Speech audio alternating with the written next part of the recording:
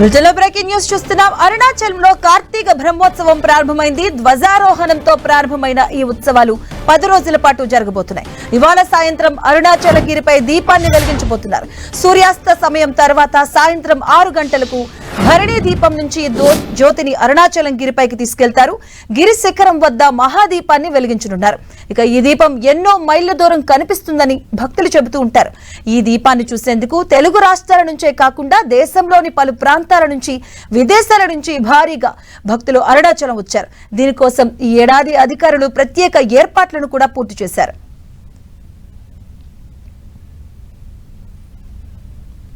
హిందువులకు అత్యంత ముఖ్యమైన పండుగల్లో కార్తీక దీపోత్సవం ఒకటి. కార్తీక మాసం పౌర్ణమి రోజు వచ్చే ఈ ఫెస్టివల్ ను ముఖ్యంగా తమిళనాడులోని హిందువులు అత్యంత భక్తి శ్రద్ధలతో జరుపుకుంటారు. ఇవాళ జరిగే కార్తీక దీపోత్సవం కోసం అరుణాచలం ముస్తాబైంది. ప్రతి ఏడాదిలాగే ఈ ఏడాది కూడా ఈ ఉత్సవాన్ని అంగరంగ వైభవంగా నిర్వహించేందుకు అరుణాచలం ఆలయ కమిటీ అన్ని ఏర్పాట్లను పూర్తి చేసింది. ఇవాళ ఉదయం 7:50 ప్రారంభమైన కార్తీక నక్షత్రం రేపు ఉదయం 5:48 ముగుస్తుంది.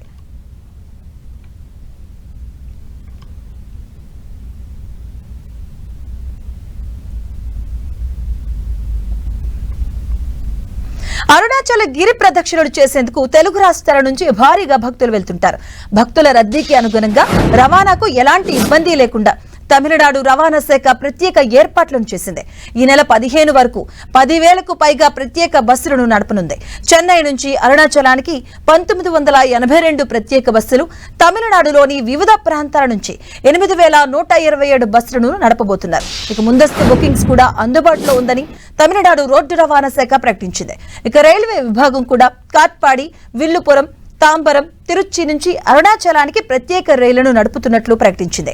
ఈ నెల 13, 14, 15 తేదీల్లో తాంబరం నుంచి అరుణాచలానికి ఉదయం 10:45 ప్రత్యేక ట్రైన్ నడపబోతున్నారు. ఇక ఈ రైలు అదే రోజు మధ్యాహ్నం 2:45 అరుణాచలానికి చేరుకోబోతుంది. తిరుగు ప్రయాణంలో అరుణాచలం నుంచి రాత్రి 10:25 బయలుదేరి మరుసటి రోజు తెల్లవారుజామున 2:15 తాంబరం చేరుకోనుంది. ఇక కాట్పాడి నుంచి విల్లుపురం మధ్య నడిచే ప్రత్యేక రైలు అరుణాచలం నుంచి వెళ్లబోతుంది. విల్లుపురం నుంచి అరుణాచలానికి కూడా ప్రత్యేక ఎక్స్ప్రెస్ నడపబోతున్నట్లుగా రైల్వే శాఖ తెలియజేసింది. తిరుచిరాపల్లి, వెల్లూరు ఎక్స్ప్రెస్ కూడా అరుణాచలం నుంచి వెళ్లబోతుంది. ఈ నెల 13, 14, 15 తేదీల్లో ఈ ట్రైన్స్ నడుస్తాయని రైల్వే శాఖ ప్రకటించింది.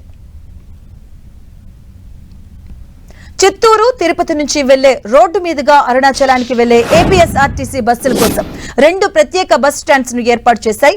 ఇక కార్ పార్కింగ్ కోసం 13 పార్కింగ్ స్థలాలను ఏర్పాటు చేశారు. నిన్న ఉదయం నుంచి కార్లను అరుణాచలం పట్టణంలోని వెంగిక్కల్ తేందల్ నగరం వరకు వాహనాలను అనుమతిస్తూ ఉన్నారు. తాత్కాలిక బస్ స్టాండ్స్ అలాగే కార్ పార్కింగ్ స్థలాల నుంచి అరుణాచలం నగరానికి ఉచిత బస్సులు అందుబాటులో ఉండబోతున్నాయి.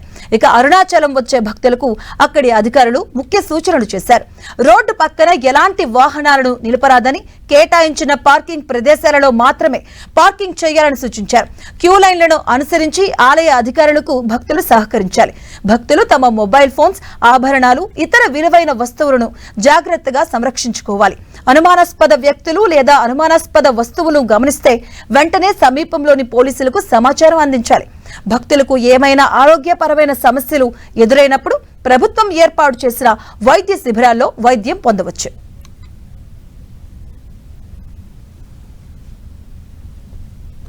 మరోవైపు ఈ ఏడాది భక్తులకు నిరాశపరిచే నిర్ణయం తీసుకుంది తమిళనాడు సర్కార్.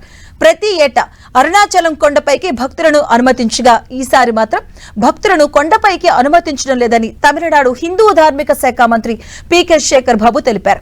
ఇక ఇటీవల అరుణాచలంలో కొండ చర్యలు విరిగిపడ్డాయి. దీంతో ప్రభుత్వం ప్రేమలత ఆధ్వర్యంలో 8 మందితో కూడిన నిపుణుల బృందంతో పరీక్షలు చేయించింది. ఇక ఈ కమిటీ ఇచ్చిన నివేదిక ఆధారంగా ఈసారి మహాదీపం పండుగ సందర్భంగా కొండపైకి భక్తులను అనుమతించబోమని మంత్రి శేఖర్ బాబు చెప్పారు. కొండపై దీపం వెలిగించేందుకు పోలీసుల అధికారులతో పాటు అటవీ శాఖ అధికారులు, ఆలయ సిబ్బంది మాత్రమే కొండపైకి వెళ్తారని మంత్రి శేఖర్ బాబు స్పష్టం చేశారు.